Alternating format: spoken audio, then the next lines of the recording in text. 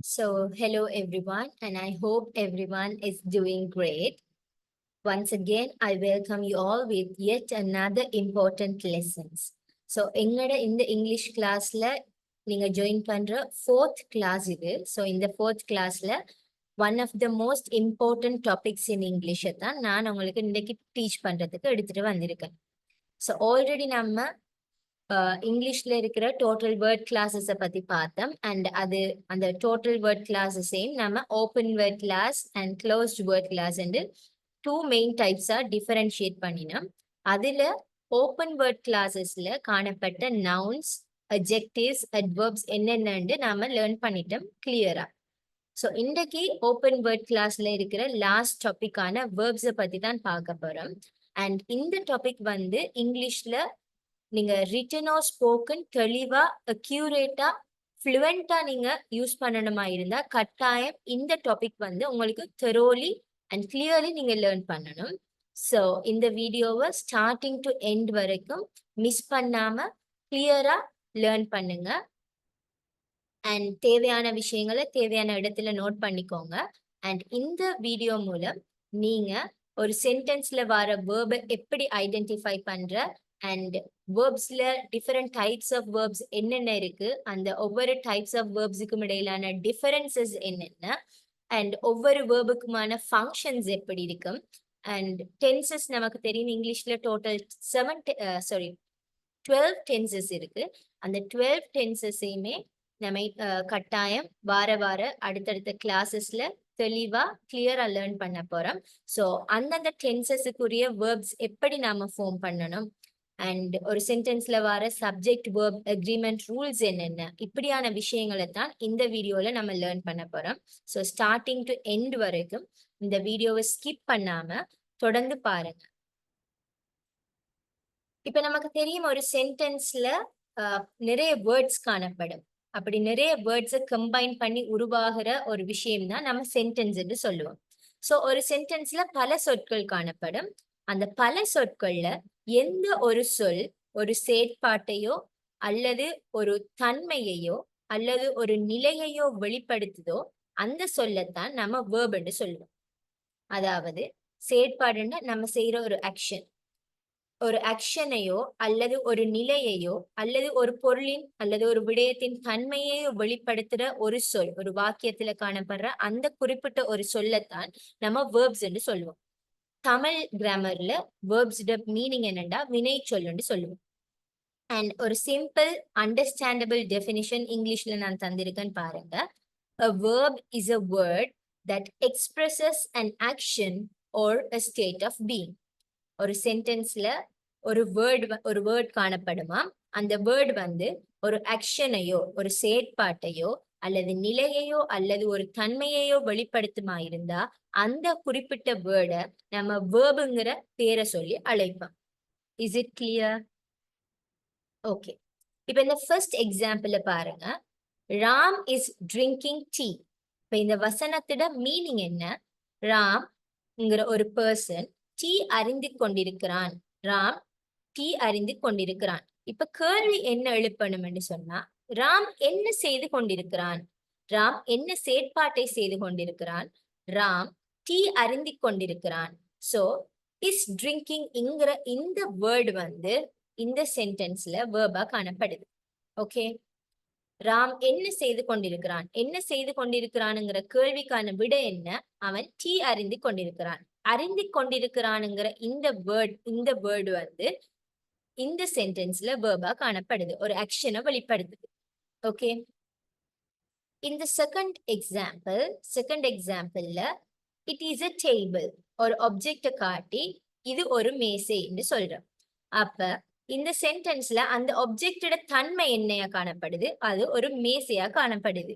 அப்ப அந்த ஆப்ஜெக்டோட தன்மையை வெளிப்படுத்துற இந்த இஸ்ங்கிற இந்த வேர்டு இந்த சென்டென்ஸ்ல வேர்பா காணப்படுது. ஓகே. அண்ட் இந்த third example, he is an actor. அவன் ஒரு நடிகன். இந்த சென்டென்ஸ்ட மீனிங் அவன் ஒரு நடிகன். அவனோட நிலை என்ன? அவன் ஒரு டீச்சரா இருக்கானா? அவனோட நிலை டீச்சரா இருக்குதா இல்ல டாக்டரா இருக்குதா? அவன் ஒரு ஆக்டர்.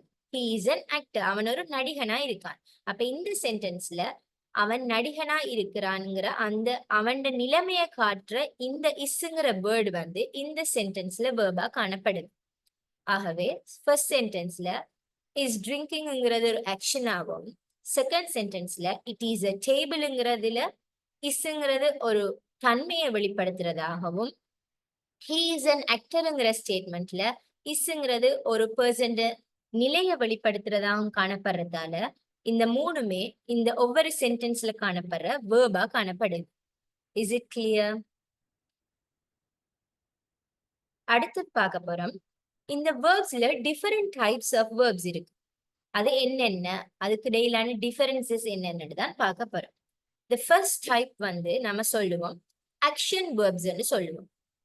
அதாவது ஒரு மனிதனோ அல்லது மனிதன் இல்லாத உயிரினங்களோ பிசிக்கலாகவோ, அதாவது பிசிக்கல்ண்டா நம்மட ஹேண்ட்ஸ் அண்ட் லெக்ஸ் வச்சு நாம செய்யற மூமெண்ட்ஸ், கண்ணால பார்க்கக்கூடிய மூமெண்ட்ஸ் பிசிக்கல் ஆக்ஷன்ஸ் என்றும், கண்ணால பார்க்க முடியாத ஆக்ஷன்ஸ் மென்டல் ஆக்ஷன்ஸ் என்றும் நாம சொல்லுவோம். ஓகே, இப்படியான ஆக்ஷன்ஸ் வெளிப்படுத்துற வேர்ட்ஸ் வந்து ஆக்ஷன் வேர்ப்ஸ்ன்னு சொல்லுவோம். Okay, for example eat, drink, sleep இப்படியானதுகள் பிசிக்கல் ஆக்ஷன்ஸ் ஆகும். திங்க்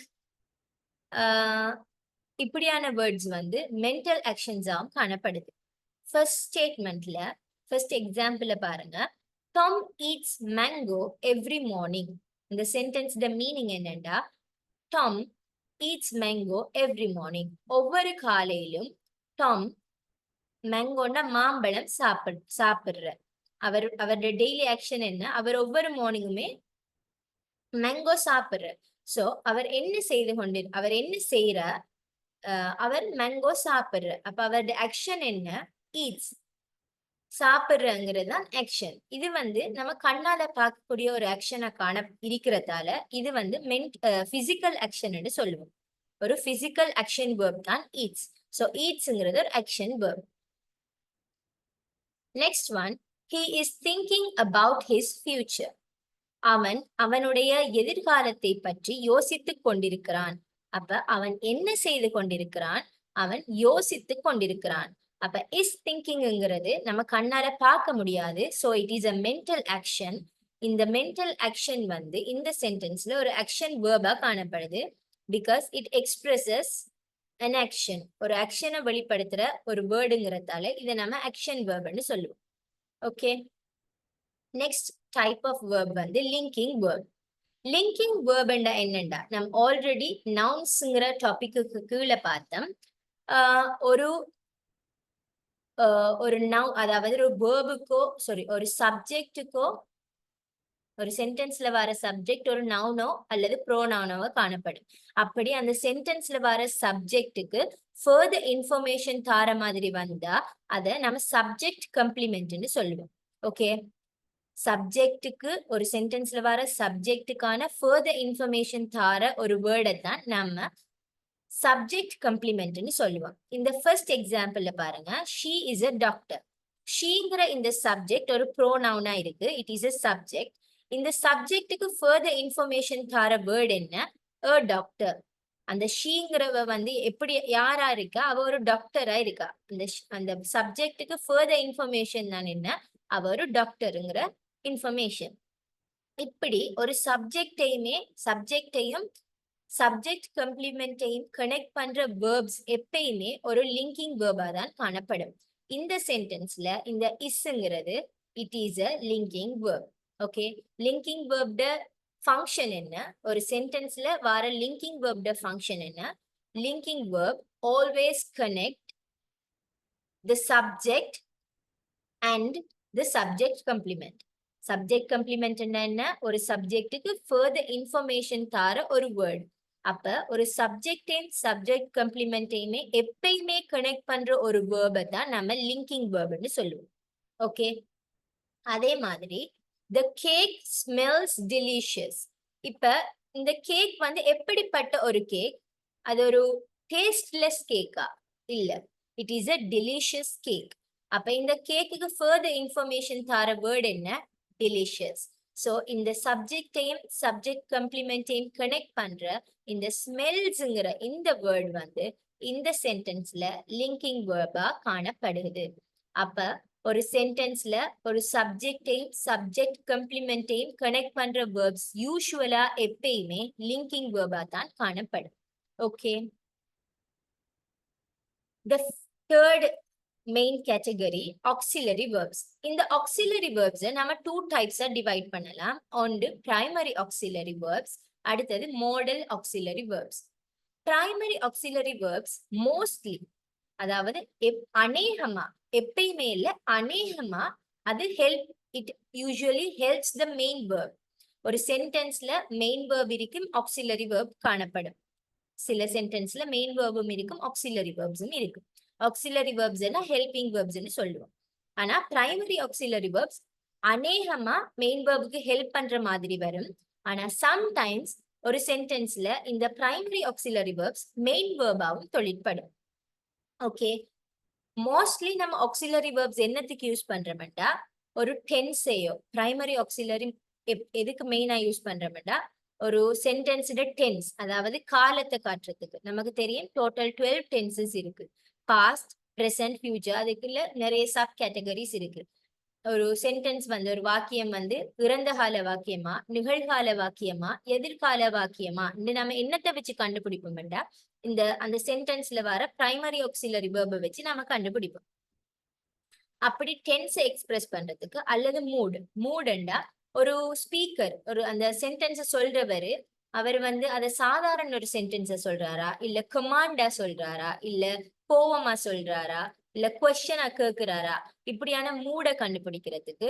அடுத்தது வந்து வாய்ஸ், அவர் வந்து என்ன மாதிரி தொனில சொல்றாரு, இப்படி விஷயங்களை நம்ம எக்ஸ்பிரஸ் பண்றதுக்கு ஒரு மெயின் வேர்புக்கு ஹெல்ப் பண்ற வேர்ப்ஸ் தான் நம்ம பிரைமரி ஆக்சிலரி வேர்ப்ஸ்னு சொல்லுவோம். இந்த பிரைமரி ஆக்சிலரி வேர்ப்ஸ் அநேகமா மெயின் வேர்புக்கு ஹெல்ப் பண்ற வேர்ப்ஸா வரும். அண்ட் சம்டைம்ஸ் அது ஒரு வசனத்துல மெயின் வேர்பாவும் தொழிற்படும். ஓகே, ஃபர்ஸ்ட்டுக்கு பிரைமரி ஆக்சிலரி வேர்ப்ஸ் என்னென்னு பார்த்தோம்னா, am, is, are, was, were, has, have, had, இது இவ்வளவுத்தையும் நம்ம பிரைமரி ஆக்சிலரி வேர்ப்ஸ்னு சொல்லுவோம். எக்ஸாம்பிள பாருங்க, she is reading a book. இந்த சென்டென்ஸ்ல she is reading a book, அவள் என்ன செய்து கொண்டிருக்கிறாள், அவள் ஒரு புத்தகத்தை வாசித்துக் கொண்டிருக்கிறாள். அவ வாசித்துக் கொண்டிருக்கிற இந்த வேர்டு வந்து இந்த சென்டென்ஸ்ல வேர்பா காணப்படுது. அப்படி காணப்படுற இந்த வேர்ப்ல மெயின் வேர்ப் என்ன, மெயின் ஆக்ஷன் வேர்ப் என்ன, ரீடிங்.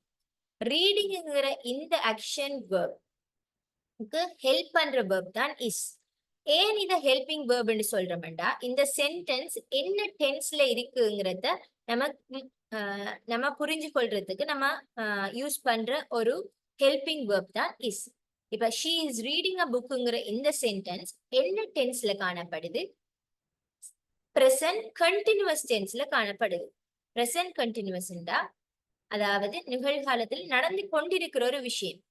அப்படி டென்ஸை வெளிப்படுத்துறதால இந்த இஸ்ங்கிறது இங்க ஹெல்பிங் வேர்பாவும், ரீடிங்ங்கிறது மெயின் வேர்பாவும் காணப்படுது. Next one, they have finished their homework.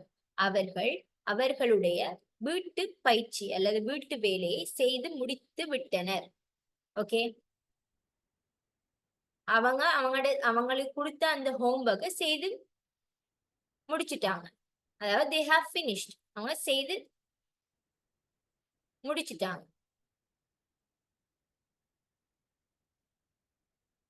So இந்த சென்டென்ஸ்ல ஹாவ்ங்கிற இந்த வேர்ட் வந்து ஒரு ஹெல்பிங் வேர்பாவும், ஃபினிஷ்டுங்கிற இந்த வேர்ட் வந்து இந்த சென்டென்ஸ்ல மெயின் வேர்பாவும் காணப்படுது. Okay, they have finished their homeworkங்கிறது ஒரு present perfect tense வெளிப்படுது. First one present continuous tense, second one present perfect tense. அது ஏன் அப்படி வருதுங்கிறத அடுத்தடுத்த கிளாஸஸ்ல நம்ம டென்ஸை பத்தி லேர்ன் பண்ணும்போது கட்டாயம் we are going to learn that. Okay, so எப்பயுமே இந்த am, is, are, was, were, have, has, had வந்து ஹெல்பிங் வேர்பா தான் வருமாண்டா இல்ல. அது சம்டைம்ஸ் மெயின் வேர்பாவும் வரலாம். For example, she is a teacher.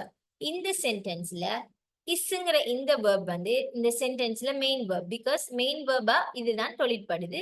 Main வேர்பா மட்டும் இல்லாம அது ஒரு டைப். என்ன டைப்னா it is a linking verb. Linking வேர்பாவும் இருக்கு, மெயின் வேர்பாவும் இருக்கு. ஓகே. ஷீங்கிறது சப்ஜெக்ட், a டீச்சருங்கிறது சப்ஜெக்ட் கம்ப்ளிமெண்ட். பிகாஸ் a டீச்சருங்கிற வேர்ட் சப்ஜெக்டான ஷீக்கு ஃபர்தர் இன்ஃபர்மேஷன் தர ஒரு வேர்ட். ஸோ ஆல்ரெடி நம்ம லேர்ன் பண்ணினோம், ஒரு சப்ஜெக்டையும் சப்ஜெக்ட் கம்ப்ளிமெண்ட்டையும் கனெக்ட் பண்ற வேர்ட் வந்து லிங்கிங் வேர்பா காணப்படும். அது லிங்கிங் வேர்பா மட்டும் இல்லாம இந்த சென்டென்ஸ்ல மெயின் வேர்பாவும் காணப்படுது. ஓகே. அடுத்தது வந்து model auxiliary verbs. Model auxiliary verbs எப்பயுமே ஹெல்பிங் வேர்பா தான் வரும். Always a helping verb. எப்பயுமே ஹெல்பிங் வேர்ப். அது தனியா ஒரு சென்டென்ஸ்ல செயற்படாது. அது எப்பயுமே ஒரு தேவைப்பாட்ட அல்லது ஒரு திறனை, அபிலிட்டின்னா திறன், நம்மிடம் உள்ள ஒரு திறனை வெளிப்படுத்துறதுக்கு, பாசிபிலிட்டின்னா ஒரு சாத்தியம், நடக்கக்கூடிய மாதிரி இருக்கிற ஒரு சாத்தியத்தை வெளிப்படுத்துறதுக்கு அல்லது பெர்மிஷன் கேட்கறதுக்கு, இப்படியான விஷயங்களை வெளிப்படுத்துற மாதிரி காணப்படுற வேர்ப்ஸை தான் நம்ம மாடல் ஆக்சிலரி வேர்ப்ஸ்ன்னு சொல்லுவோம். இந்த மாடல் ஆக்சிலரிக்கு எக்ஸாம்பிள்ஸ் என்னென்ன? Can, could, may, might, must, shall, should, will, would. இதெல்லாமே என்னடா மாடல் ஆக்சிலரி வேர்ப்ஸ்ன்னு சொல்லுவோம். She can swim. இந்த சென்டென்ஸ்ல கேன் ஸ்விம், அவளுக்கு என்ன செய்ய முடியும்? She can swim. அப்ப ஸ்விம்ங்கிற இந்த வேர்ட் வந்து மெயின் வேர்பாவும், இந்த மெயின் வேர்பை அவக்கு என்ன செய்ய முடியும், அவட அபிலிட்டி என்னங்கிறத காட்டுற இந்த கேன்ங்கிறது இங்க மாடல் ஆக்சிலரியாவும் செயற்படுது. ஓகே. அடுத்தது you must study for the exam. நீ கட்டாயம் எக்ஸாமுக்கு படிக்க வேண்டும். அப்ப மஸ்ட்ங்கிற இந்த வேர்டு வந்து இங்க ஒரு நெசசிட்டியை காட்டுது, ஒரு தேவைப்பாட்டை காட்டுது. அதால நம்ம இந்த மஸ்ட்ங்கிறத மாடல் ஆக்சிலரியா சொல்றோம். அண்ட் இந்த மெயின் வேர்ப் இங்க என்னண்டா ஸ்விம். ஸ்விம்ங்கிற மெயின் வேர்புக்கு ஹெல்ப் பண்ற ஒரு ஆக்சிலரி தான் மஸ்ட். இந்த மஸ்ட்ங்கிற வேர்ட் வந்து ஒரு நெசசிட்டி எக்ஸ்பிரஸ் பண்றதால அதை நாம மாடல் ஆக்சிலரி வேர்ப்னு சொல்றோம். Okay. Next one, stative verbs. Stative verbs என்னண்டா நமக்கு கண்ணால பார்க்க முடியாத ஆக்ஷன் வேர்ப்ஸ் நம்ம ஸ்டேட்டிவ் ஆக்ஷன் வேர்ப்ஸ்னு சொல்லுவோம். அதாவது ஸ்டேட்டிவ் வேர்ப்ஸ்னு சொல்லுவோம்.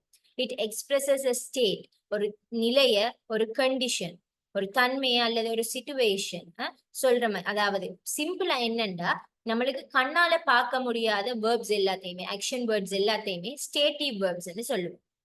இப்ப she knows the answer, அவக்கு ஆன்சர் தெரியும்.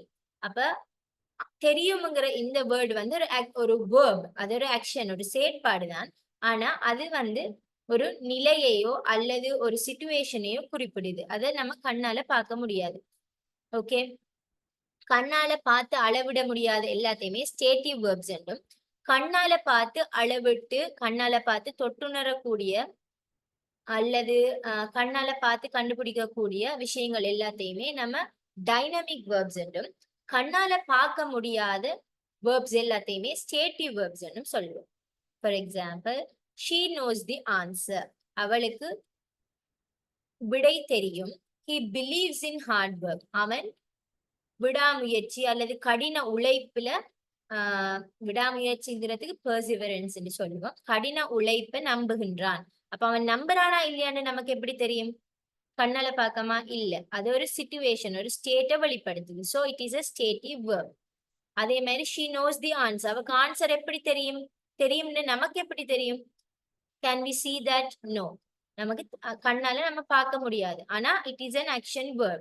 சோ இப்படி கண்ணால பார்த்து நம்ம கண்டுபிடிக்க முடியாத வேர்ப்ஸ் எல்லாத்தையுமே ஸ்டேட்டிவ் வேர்ப்ஸ் என்னும், கண்ணால பார்த்து நம்ம இது ஒரு ஆக்ஷன் என்று கண்டுபிடிக்க கூடிய மாதிரி இருக்கிற வேர்ப்ஸ் எல்லாமே டைனமிக் வேர்ப்ஸ் என்னும் சொல்லுவோம்.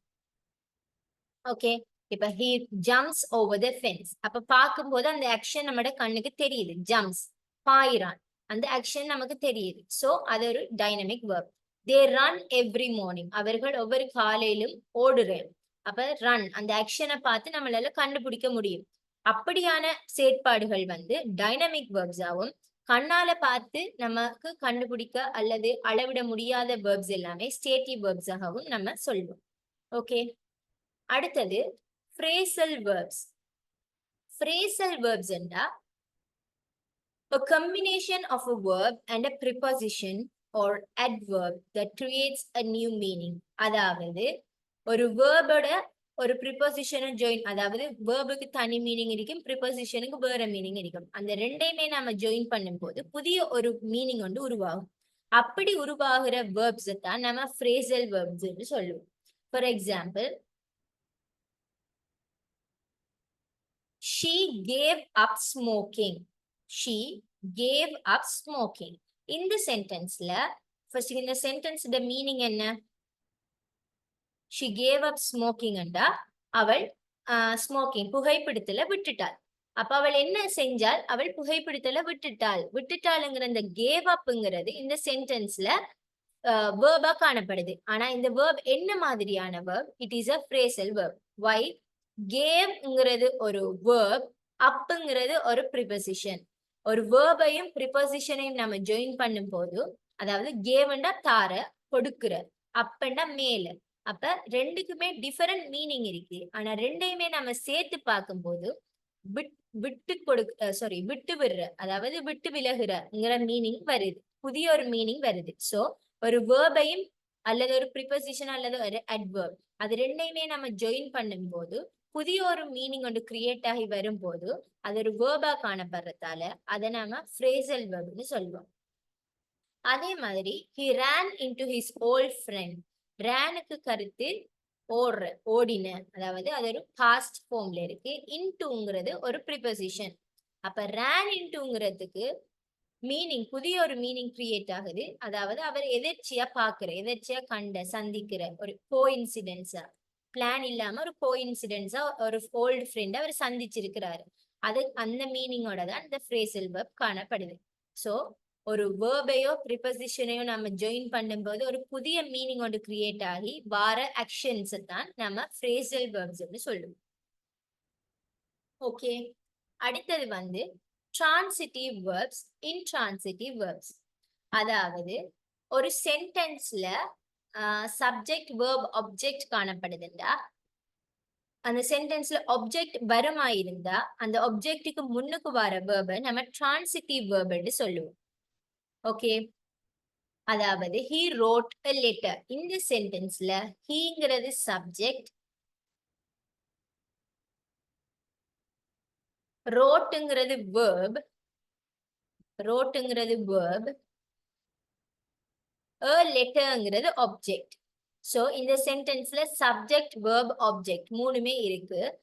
அப்படி ஒரு சென்டென்ஸ்ல ஆப்ஜெக்ட் வருதா இருந்தா அந்த ஆப்ஜெக்டுக்கு முன்னுக்கு காணப்படுற இந்த ரோட்டுங்கிற வேர்ப் வந்து ஒரு டிரான்சிட்டிவ் வேர்பா காணப்படும். ஓகே, இன்ட்ரான்சிட்டிவ் வேர்பண்டா ஒரு சென்டென்ஸ்ல அந்த ஒரு சென்டென்ஸ் வந்து ஒரு ஆப்ஜெக்ட் இல்லாம காணப்படுற ஒரு சென்டென்ஸ்ல வர வேர்ப்ஸ் எல்லாமே இன்ட்ரான்சிட்டிவ் வேர்ப்ஸ்னு சொல்லுவோம். she sleeps peacefully. she sleeps peacefully. இந்த சென்டென்ஸ்ல ஷீங்கிறது ஒரு சப்ஜெக்ட், ஸ்லீப்ங்கிறது ஒரு வேர்ப் அண்ட் பீஸ்ஃபுல்லிங்கிறது அட்வர்பியல். நம்ம சென்டென்ஸ் ஸ்ட்ரக்சர் லேர்ன் பண்ணும்போது இது உங்களுக்கு கிளியரா விளங்கும். ஷீங்கிறது சப்ஜெக்ட், ஸ்லீப்ஸ்ங்கிறது வேர்ப் அண்ட் பீஸ்ஃபுல்லிங்கிறது adverbial. It is not an object. எப்பயுமே ஆப்ஜெக்ட் வந்து ஒரு நவுனாவோ மோஸ்ட்லி ஒரு நவுனாவோ ஒரு நவுனா தான் காணப்படும் மோஸ்ட்லி. இங்க வந்து இந்த பீஸ்ஃபுல்லிங்கிறது ஒரு அட்வர்பியல், இது ஒரு அட்வர்ப். அதை நம்ம சென்டென்ஸ் ஸ்ட்ரக்சர்ல சொல்லும் போது அட்வர்பியல்னு சொல்லுவோம். அப்ப இப்படி ஒரு ஆப்ஜெக்ட் இல்லாத சென்டென்ஸ்ல காணப்படுற வேர்ப்ஸ நம்ம இன்ட்ரான்சிட்டிவ் வேர்ப்ஸ்னு சொல்லுவோம். ஓகே, டிரான்சிட்டிவ் வேர்ப்ஸ் என்ன? ஆப்ஜெக்ட் கொண்டு ஒரு ஆப்ஜெக்ட ரிசீவ் பண்ற அல்லது என்ன சொல்ற ஒரு சென்டென்ஸ்ல ஒரு ஆப்ஜெக்ட் காணப்படுதா இருந்தா அந்த ஆப்ஜெக்டுக்கு முன்னாடி வர வேர்பை டிரான்சிட்டிவ் வேர்ப்னு சொல்லுவோம். ஒரு சென்டென்ஸ்ல ஆப்ஜெக்டே இல்லாட்டி அந்த சென்டென்ஸ்ல வர வேர்பை இன்ட்ரான்சிட்டிவ் வேர்ப்னு சொல்லுவோம். அடுத்தது வந்து இப்ப பார்த்த எல்லா வேர்ப் டைப்ஸையுமே நம்ம regular verbs, irregular verbs divide பண்ணலாம். அதாவது ரெகுலர் வேர்ப்ஸ் என்றா நமக்கு தெரியும் ஒரு சென்டென்ஸ்ல ஒரு வேர்ப் ஃபார்ம் வந்து டோட்டல் 5 இருக்கு. ஆனா மெயினா நம்ம 3 தான் பார்ப்போம். ஒன்று வந்து பேஸ் ஃபார்ம், அடுத்தது பாஸ்ட் டென்ஸ், பாஸ்ட் பார்ட்டிசிபிள். இப்படி வரும்போது ஒரு ரெகுலர் வேர்ப் ஆனது பாஸ்ட் அண்ட் பாஸ்ட் பார்ட்டிசிபிள் ரெண்டுமே சேம் ஆயிருக்கும். அந்த சேம் ஆயிருக்கிற எப்படின்னா டி அல்லது இடி எட் ஆகுமா இருந்தா ஒரு பேஸ் ஃபார்மோட டி அல்லது இடி எட் ஆகி பாஸ்ட் அண்ட் பாஸ்ட் பார்ட்டிசிபிள் ரெண்டுமே சேமா இருக்குமா இருந்தா அதை நாம ரெகுலர் வேர்ப் என்று சொல்லுவோம். அதாவது ஒரு சேம் ஃபார்மட் காணப்படும். இங்க பாருங்க, வாக்குங்கிறது இங்க ஒரு base form, walked walked, play played played, jump jumped jumped. இந்த சென்டென்ஸ்ல பாஸ்ட் டென்ஸ் பாஸ்ட் பார்ட்டிசிபிள் ரெண்டுமே சேமா காணப்படுது. அந்த சேம் எப்படி காணப்படுதுன்னா பை எடிங் டிஓஇடி, இடி அல்லது டி ஆட் பண்ற மாதிரி இருந்தா பேஸ் ஃபார்முக்கு நம்ம அதை ரெகுலர் வேர்ப்ஸ் சொல்லுவோம். ஒரு ஃபார்மட் ஒன்று இருக்கு. ஆனா இர்ரெகுலர் வேர்ப்ஸ் அது வந்து it does not follow a fixed pattern. இப்ப டிஇடின்ற ஒரு ஃபிக்ஸ்ட் பேட்டர்னை ஃபாலோ பண்ணாது. எப்பயுமே மாறி காணப்படும். பாஸ்ட் டென்ஸ் பாஸ்ட் பார்ட்டிசிபிள் ரெண்டுமே சம்பந்தம் இல்லாம காணப்படும். Go went gone, eat ate eaten, write wrote written, see saw seen. இப்படி ஒரு டிஃபரெண்ட் ஃபார்மேஷன் ஆஃப் பேட்டர்ன்ஸ் காணப்படுறதால இது நம்ம இர்ரெகுலர் வேர்ப்ஸ்னு சொல்லுவோம். ஒரு ஃபிக்ஸ்ட் பேட்டர்ன் இருக்காது. ஓகே, இந்த ஃபார்மேஷன் ஆஃப் வேர்ப்ஸ் எப்படி காணப்படுதுண்டா அடிங் இடி டு ரெகுலர் வேர்ப்ஸ். 4 விதமா வேர்ப்ஸை நான் ஃபார்ம் பண்ணலாம். ஒன்று வந்து ரெகுலர் வேர்ப்ஸுக்கு டி அல்லது இடி ஆட் பண்ணி ஃபார்ம் பண்றேன். அடுத்தது வந்து irregular verbs sound vowel sounds change பண்றேன். ஃபார் எக்ஸாம்பிள் சிங், சி இங்கிற சத்தம், சாங்ல அங்கிற சத்தம், சங்ல அங்கிற சத்தம். அப்ப 4 விதமான ஃபார்மேஷன்ஸ் இருக்கு. ஒன்று வந்து ரெகுலர் வெர்ப்ஸுக்கு டி அல்லது இடி ஆட் பண்றது. அடுத்தது வந்து இர்ரெகுலர் வெர்ப்ஸுக்கு அந்த சேஞ்சிங் வவல் சவுண்ட்ஸை மட்டும் சேஞ்ச் பண்றது. அடுத்தது வந்து completely changing the form in irregular verbs, டோட்டலா மாறுறது. கோ வென்ட் கோன் அப்படி டோட்டலா மாறுறது. அடுத்தது நோ சேஞ்ச் இருக்காது. Put put put, cut cut cut அப்படின்னு சேஞ்சே இருக்காது. பேஸோ பாஸ்டோ பாஸ்ட் பார்ட்டிசிபிளோ எந்த ஒரு சேஞ்சும் இருக்காம காணப்படும். ஸோ இந்த 4 தான் formation of verbs. Verbs form பண்ற 4 மெயின் ஃபேக்டர்ஸ். அடுத்தது வந்து வேர்ப் கான்ஜுகேஷன்ஸ் என்றா நம்ம சொல்லுவோம் ரூட் வேர்ப் என்றா பேஸ் ஃபார்ம். அடுத்தது பாஸ்ட் பார்ட்டிசிபிள், அடுத்தது பாஸ்ட், அடுத்தது தேர்ட் பர்சன் சிங்குலர் ஃபார்ம், அடுத்து பிரசன்ட் பார்ட்டிசிபிள். இந்த ரூட் ஃபார்ம் வந்து நம்ம என்னத்துக்கு யூஸ் பண்றோம்னு சொன்னா நார்மலா சப்ஜெக்ட் வந்து ப்ளூரலா காணப்பட்டுச்சுன்னா நம்ம இந்த ரூட் ஃபார்மை யூஸ் பண்ணுவோம். ஓகே, சப்ஜெக்ட் ப்ளூரலா இருந்தா நம்ம ரூட் ஃபார்ம் யூஸ் பண்ணுவோம். என்னத்துக்கு? பிரசன்ட், நார்மல் பிரசன்ட் டென்ஸ்ல சப்ஜெக்ட் வந்து ப்ளூரலா இருந்தா நம்ம ரூட் ஃபார்ம் யூஸ் பண்ணுவோம். அதே மாதிரி பிரசன்ட் டென்ஸ்ல சப்ஜெக்ட் வந்து சிம்பிள் பிரசன்ட் தான் பேசுறேன். சிம்பிள் பிரசன்ட்ல சப்ஜெக்ட் வந்து சிங்குலரா இருந்தா தேர்ட் பர்சன் சிங்குலர் ஃபார்மை யூஸ் பண்ணுவோம். சப்ஜெக்ட் வந்து ப்ளூரலா இருந்தா ரூட் ஃபார்மை யூஸ் பண்ணுவோம். அதே மாதிரி சப்ஜெக்ட் வந்து சிங்குலராவோ ப்ளூரலாவோ இருந்தா பிரசன்ட் பார்ட்டிசிபிள் என்னத்துக்கு யூஸ் பண்றோம்டா present continuous tense-க்கு யூஸ் பண்றோம். continuous tense, not only present continuous, past continuous, future continuous எல்லாத்துக்குமே present participle form யூஸ் பண்றோம். அதுக்கு முன்னுக்கு வர helping verb வந்து singular-ஆ இருந்தா is வரும், plural-ஆ இருந்தா ஆ வரும்.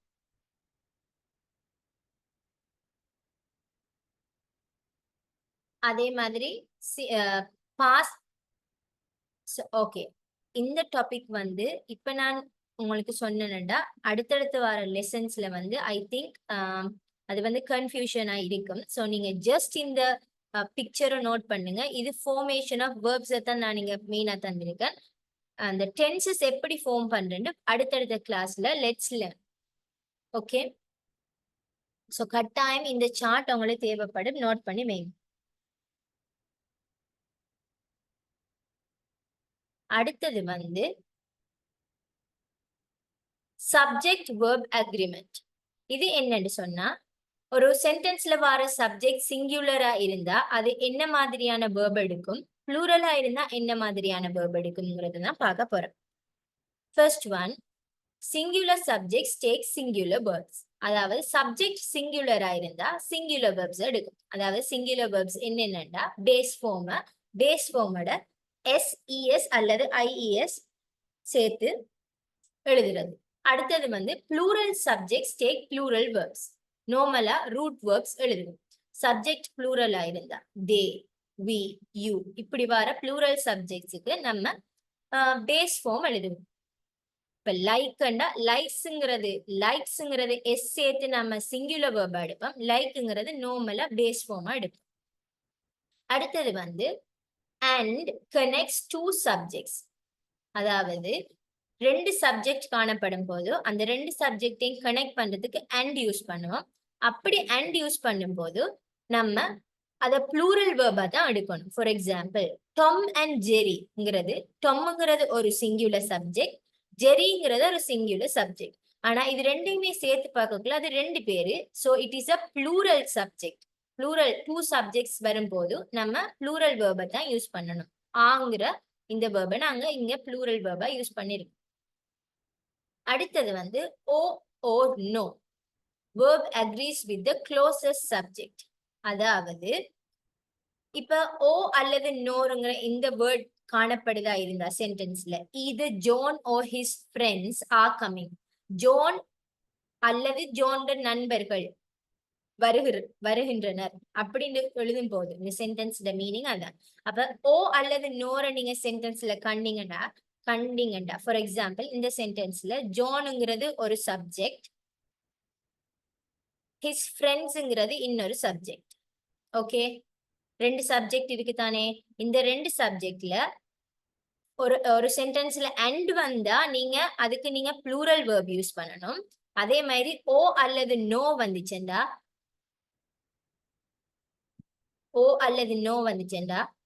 எது வந்து இந்த வேர்புக்கு அருகில இருக்கிற சப்ஜெக்டோ அந்த சப்ஜெக்ட் சிங்குலரா ப்ளூரலான்னு பார்த்து நம்ம எழுதணும். இது ஜோன் or his ஃப்ரெண்ட்ஸ்ங்கிறது ஒரு ப்ளூரல் சப்ஜெக்ட் இருந்ததால நம்ம இங்க ஆண்டு போட்டிருக்கோம். இதே இது ஜோன் or his ஃப்ரெண்ட் வந்தா இஸ்ன்னு எழுதுவோம். சோ அந்த வேர்புக்கு பக்கத்துல இருக்கிற வேர்புக்கு பக்கத்துல இருக்கிற சப்ஜெக்ட் சிங்குலரா ப்ளூரலான்னு பார்த்து நம்ம அந்த வேர்பை ஃபார்ம் பண்ணணும். அடுத்தது வந்து கலெக்டிவ் நவுன்ஸ். எப்பயுமே கலெக்டிவ் நவுன்ஸ் ஒரு சிங்குலர் வேர்பையோ ப்ளூரல் வேர்பையோ எடுக்கும் அக்கார்டிங் டு த மீனிங். அதாவது the team is winning இந்த சென்டென்ஸ்ல the டீம்ங்கிறதுல மீனிங் நாம ஒரு யூனிட்டா எடுத்திருக்கோம். அதாவது டீம்ங்கிறது நாம ஒண்டா எடுத்தோம்டா இஸ்ன்னு எழுதலாம். the team are arguing எழுதக்குள்ள இண்டிவிஜுவல்ஸ் எழுதலாம். கலெக்டிவ் நவுன்ஸ் நான் ஒன்று சொல்றேன். கலெக்டிவ் நவுன்ஸ் எப்பயுமே நீங்க சிங்குலரா எடுங்க. சோ இந்த செகண்ட் எக்ஸாம்பிள நீங்க ஒமிட் பண்ணிட்டு ஃபர்ஸ்ட் எக்ஸாம்பிள்ல மட்டும் ஃபோக்கஸ் பண்ணுங்க. the team is winning. Usually collective nouns வந்து சிங்குலரா தான் நம்ம ஒரு ஒன் யூனிட்டா தான் நம்ம கன்சிடர் பண்ணணும். ஓகே,